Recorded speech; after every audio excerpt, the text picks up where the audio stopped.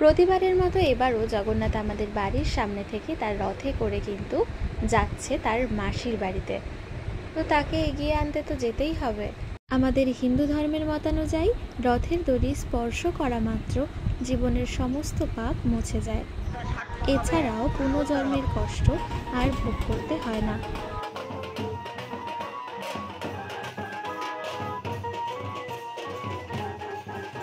প্রভু আমাদের বাড়ির সামনে থেকে যাবে আর আমরা তাকে এগিয়ে আনতে যাব না, তা তো হতে পারে না। তাই আমরা সকলে চলে এসেছি।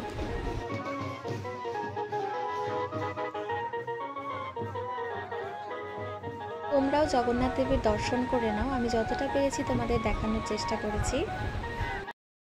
এবার সবার সাথে সাথে আমিও কিন্তু রথের দড়ি টানছি, দেখতেই পারছো বন্ধুরা।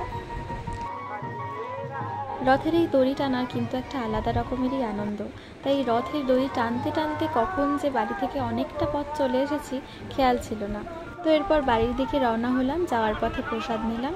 তোমরাও কারা কারা রথের দড়ি টেনেছো এবং রথের দড়ি টানতে তোমরা কারা কারা ভালোবাসো আমাকে অবশ্যই কমেন্টে জানিও।